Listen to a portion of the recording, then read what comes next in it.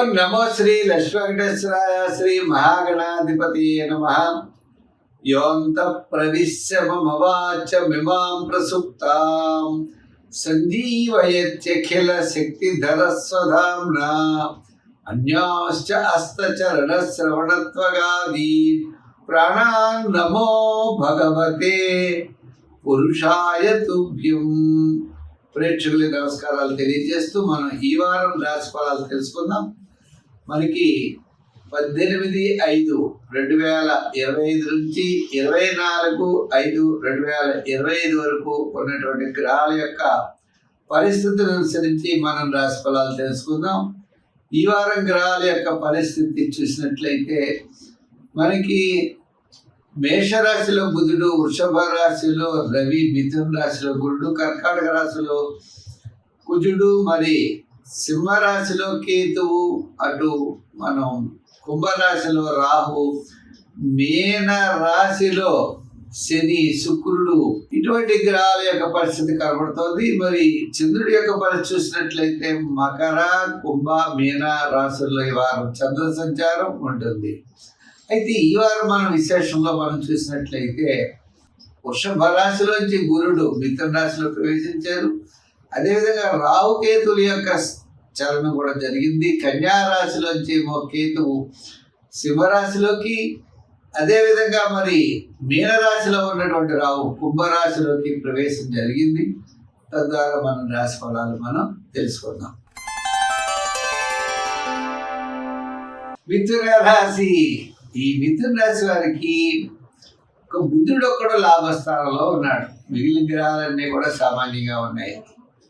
చంద్రుడు అష్టమ, నవమ, దశమ స్థానాల్లో సంచారం. వారాంతం చాలా ప్రోత్సాహకరంగా ఉన్నది. మిగిలినటువంటి సమయాల్లో కూడా మీ క్యాలిక్యులేషన్స్ చాలా కరెక్ట్గా ఉంటాయి. కుటుంబ, ఆర్థిక, సంతానపరమైన వ్యవహారాలు, స్వల్పమైన సమస్యలు ఉంటాయి. ప్రతి పని కూడా నిదానంగా వ్యవహరించాలి, నిదానంతో ముందుకు వెళ్ళాలి. మీ యొక్క ఆలోచన విధానం, చిన్న చిన్న సమస్యలున్నా ఆ సమస్యలను పక్కన పెడతారు. మీరు ఏం చేయాలో అది చేస్తారు. ఈ విధంగా ఉంటుంది. అంచేత కుటుంబ, ఆర్థిక, సంతానపరమైన వ్యవహారాల్లో చాలా నిదానంగా ఉండాలి. బంధుమిత్రుల యొక్క సహాయ సహకారాలు అవసరమవుతాయి. ఉద్యోగపరంగా ఒడిదుడుకులుంటాయి. రాజకీయ పరంగా సామాన్యంగా కనబడుతోంది. వృత్తుల పరంగా కూడా సామాన్యంగా కనబడుతోంది. వ్యాపారాత్మకమైన ఆర్థిక లావాదేవీలు మిశ్రమైనటువంటి ఫలితాలు కనబడుతున్నాయి.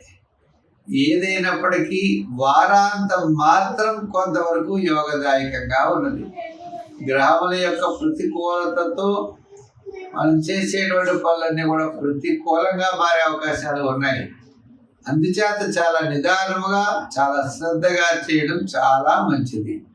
ఈ రాశి వారికి ఈ వారం మిశ్రమైనటువంటి ఫలితాలు ఉన్నాయి.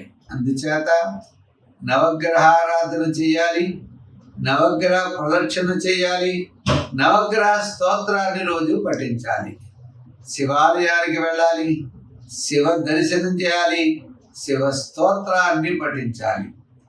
దానాల్లో మరి నవధాన్యాలు దానం చేయొచ్చు, లేదా పెసలైనా దానం చేయొచ్చు. అదేవిధంగా శనగలు కూడా చాలా బ్రహ్మాండంగా ఫలితాన్ని ఇస్తాయి. స్వీట్స్ గురువారం నాడు పంచిపెట్టవచ్చు. మొత్తం మీద ప్రతిరోజు కూడా గురు చరిత్ర, దత్తాత్రేయ చరిత్ర చదువుకుంటూ, గ్రామాల యొక్క ప్రతికూలత ఉన్నప్పుడు దైవ బలంతో ముందుకు వెళ్ళండి. మరి దాంతోపాటు ఎక్కువగా గ్రీన్ ధరించండి, నెంబర్లో 6 నెంబర్ ధరించండి, ఎక్కువ ఫలితాలు ఉంటాయి.